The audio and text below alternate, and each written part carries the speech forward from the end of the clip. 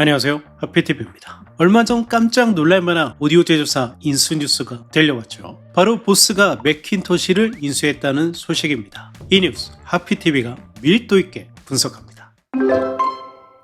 보스가 인수한 것은 정확하게 맥킨토시 그룹입니다. 맥킨토시 그룹에는 현재 맥킨토시 그리고 소너스 파베르가 있고, 소유주는 맥킨토시가 아닌 달라스 기반의 사모펀드 하이랜더 파트너스입니다. 즉 보스는 하이랜더 파트너스에게 맥킨토시, 소너스 파베르 두 브랜드를 구입한 셈입니다. 맥킨토시 소유주가 자주 바뀌어 헷갈리실 수 있을 것 같다 정리해보면, 맥킨토시는 1949년 미국에서 창업한 기업인데요. 명실상부한 톱 클래스 앰프 제조사로 시장을 점령하다 1세대 창업자 은퇴 시점인 1990년에 일본의 카오디오 기업 클라리온에게 매각합니다. 버블 당시 일본이 해외 오디오 기업 여럿을 인수하곤 했는데, 이 중에서도 맥킨토시 인수는 당시 대단히 센세이셔널한 뉴스였습니다. 하지만 클라리온은 홈오디오 비즈니스에 능하지 못했고 13년 후인 2003년에 DMM 홀딩스, 대논 마란츠 그룹에게 다시 매각돼요. 대논 마란츠도 이후 매각되는 형세니 운영이 잘 된 게 아니었죠. 9년 후 맥킨토시가 또다시 이탈리아 사모펀드가 주체인 파인 사운즈로 매각됩니다. 여기에는 꽤 많은 기업들이 모였죠. 맥킨토시, 소너스 파베르, 오디오 리서치, 수미코, 와디아 등이 파인 사운즈 소속이었습니다. 이 파인 사운즈가 이후 사명을 맥킨토시 그룹으로 바꿨고 2022년에 지금의 하이랜더 파트너스에게 매각돼 지금에 이르렀던 겁니다. 지난 10여 년간 사모펀드 아래에 있던 맥킨토시, 소너스 파베르가 이제야 겨우 안착한 셈이죠. 자, 그렇다면 보스는 왜 갑자기 뜬금없이 수익률이 떨어지는 하이엔드 오디오 기업을 인수한 걸까요? 보스가 왜 맥킨토시를 인수했는지를 이해하려면 보스의 역사를 간단히 살펴볼 필요가 있습니다.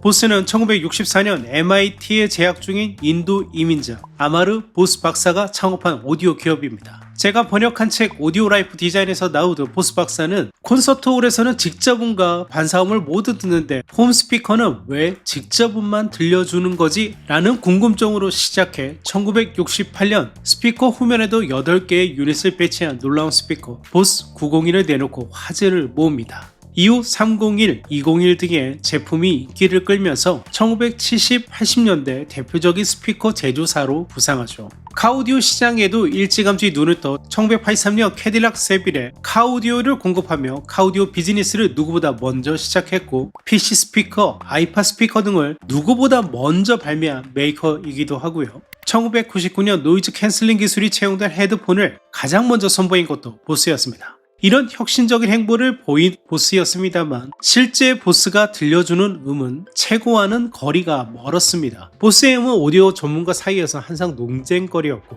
최고의 제품이라는 평가를 받은 적은 없습니다. 그런데 일반 대중들은 보스가 최고의 성능과 인기를 얻은 오디오 기업이라 오해하는 경우가 많죠. 네, 저는 보스가 대중에게 가장 과대평가된 오디오 기업이라 생각합니다. 보스가 하이파이 시장에서 주도적인 면모를 보인 기업인 것 같지만 실제로는 동사 최고 모델인 901이 이후 모델에서 조금씩 개선하긴 했습니다만, 완벽하게 개선된 후속 모델이나 상위 모델은 선보이지 않았고 2016년에는 이를 아예 단종하면서 이제 하이파이 시장에는 라인업 자체가 없습니다. 즉 901은 얼굴바담처럼 내세워놓고 PA, 카오디오, 라이프 스타일 오디오로 수익을 올렸던 겁니다.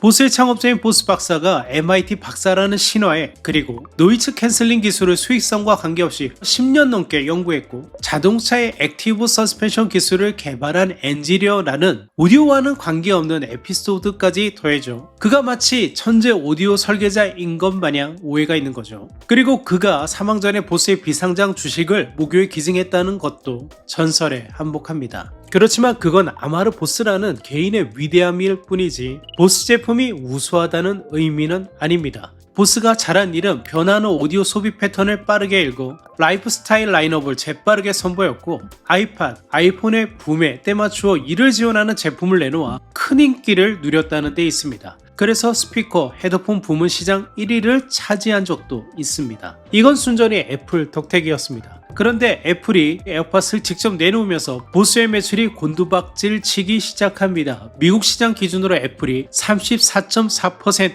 보스가 12.5%, 애플이 이어폰, 헤드폰 시장에서 2배 이상 앞서고 있어요. 그리고 새로운 경쟁자 삼성, 소니가 치고 올라오기 시작해요. 보스가 한때 오디오 시장 매출 기준으로 1위를 차지한 적도 있는데 하만이 전장 사업을 기반으로 무섭게 성장하기 시작하더니 지금은 2023년 기준 보스가 4.2조, 하만이 14조 원으로 하만이 무려 3배가 넘습니다. 보스가 우리가 카오디오 가장 먼저 시작했는데 라고 외쳐봐야 바워스 앤 위키스, 캐프, 버메스터 등 네로라 하는 프리미엄 오디오 기업들이 장악하고 있는데 보스는 어떤 존재감도 발휘하지 못하고 있는 거죠. 2002년 시작한 포르쉐의 카오디오에서도 보스는 이제 버메스터 아래 저가 오디오 취급을 받고 있습니다. 이제 보스 브랜드는 아무도 선택하지 않는 이름이 됐어요. 이뿐인가요? 원래 보스는 독보적인 음질이나 혁신적인 오디오 기술을 보유한 기업이 아니었습니다. 보스 브랜드 거품이 거치니 보스 제품 자체의 성능이 뛰어나지 않다는 걸 소비자들이 알기 시작한 거죠. 이렇게 되니 매출과 수익 모두가 곤두박질 치기 시작합니다. 보스의 매출은 2018년 5.6조 원을 피크로 급격하게 떨어지고 있습니다. 2023년에 4.2조 원을 기록했으니 5년간 매출이 30% 가까이 빠진 거죠. 그래서 전세계 100곳이 넘는 오프라인 매장을 폐쇄하고 온라인으로 전환, 9,000여 명이었던 직원을 무려 3,000여 명을 정리해서 현재 6,000명으로 다이어트했습니다. 그리고 2023년에는 나름 알짜배기였던 보스 PA 사업부를 사모펀드에 매각합니다. 제나이저는 프로 사업부를 남기고 컨슈머 사업부를 소노바에 매각했는데 보스는 전혀 상반된 행보를 보이고 있는 거죠. 이렇게 구조 조정하고 PA 사업부 매각해 얻은 현금으로 이번에 맥킨토시 그룹을 인수한 겁니다. 보스가 맥킨토시 소누스 파벨을 인수했으니 하이엔드 오디오 비즈니스 진출을 선언한 것이다 라는 해석도 있더라고요. 제 판단으로는 보스는 하이엔드 오디오 비즈니스에 전혀 관심 가지지 않을 겁니다. 돈 되는 사업에만 집중해서 901 스피커도 수십 년간 업그레이드 하지 않다가 2016년 아예 단종까지 선언한 그들입니다. 맥킨토시, 소누스 파베르의 하이엔드 오디오 비즈니스 모두 잘하면 현행 수준 유지, 오히려 위축될 가능성이 높습니다.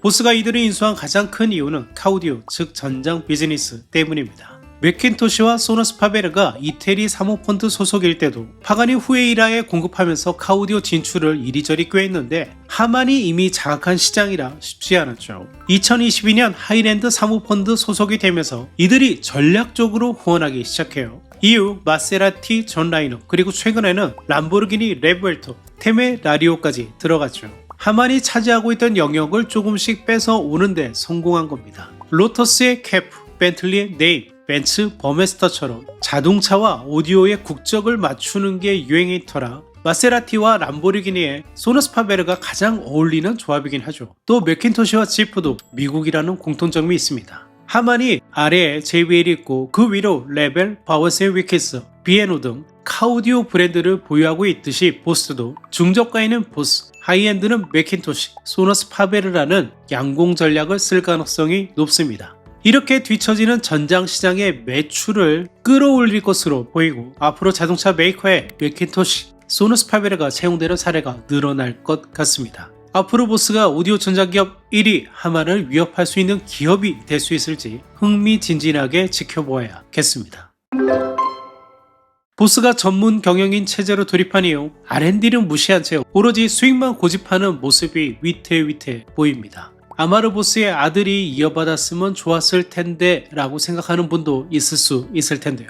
아들인 바누 보스도 아버지 따라 MIT 박사 학위를 받았고요. 아버지처럼 학교 재학 중에 창업했는데 이 기업이 또 대박이 났습니다. 기업 가치가 수천억 원대 이를 정도로 성장해서 보스를 물려받은 게 의미 없어졌죠. 보스의 주식 MIT 큐브에는 이런 비하인드 스토리가 있습니다. 하지만 두 부자 모두 MIT의 지원과 후원을 받은 건 부인할 수 없는 사실이죠. 그런데 바누 보스가 아버지가 세상을 떠나고 4년 뒤에 52세의 나이로 일찍 세상을 떠났습니다. 결혼을 늦게 해서 딸이 무척 어린 터라 보스 가문에는 현재 경영에 참여할 사람이 사실상 없는 거죠. 그래서 보스의 행보가 불안해 보이는 것이 사실입니다. 걱정되는 건 보스가 하만의 공식을 그대로 좇고 있다는 점이에요. 보스의 매출이 떨어지는 이유는 보스가 혁신적인 제품을 선보이지 못해 보스에 대한 소비자의 브랜드 충성도가 떨어진 것인데 자체 혁신이 아니라 외부 브랜드 수혈로 해결한다는 건 근본적인 문제 해결이 될 수 없다는 겁니다. 카오디오 포트폴리오만 늘어날 뿐 보스 브랜드 경쟁력이 떨어지고 있는 건 막을 수가 없다는 의미죠. 최근 미래가 걱정되는 기업 중 하나가 바우어스 & 윌킨스입니다. 현재 마시모 소속인데 2022년 마시모가 인수한 이후 이들의 주가가 반토막이 났고 여전히 회복을 못하고 있어요. 그래서 화가 난 주주들이 최근 CEO를 쫓아냈고 오디오 비즈니스 매각을 타진 중에 있습니다. 바우어스 & 윌킨스의 경우 안타까운 게 돈이 되는 카오디오 비즈니스를 하만에 일찌감치 별도로 팔았어요. 그래서 현재 몸값을 제대로 받을 수 없는 상황인 거죠. 올해 안으로 새 주인을 찾을 것 같긴 한데 회사가 정상화되기에는 꽤 오랜 시간이 걸릴 것 같다는 안타까운 뉴스입니다. 바우어스 & 윌킨스도 몇 년 사이 경영권이 자주 바뀌면서 제품 자체의 혁신에도 점점 소홀해지는 것은 아닐까. 이 과정에서 과거의 영광을 만들어준 엔지니어들이 모두 떠나고 있는 것은 아닌지 크게 우려됩니다. 업데이트되는 소식이 있으면 빠르게 전달드리겠습니다. 오늘의 영상이 여러분이 오디오 시작을 이해하는 데 도움이 되었으면 합니다. 지금까지 하피TV였습니다. 감사합니다.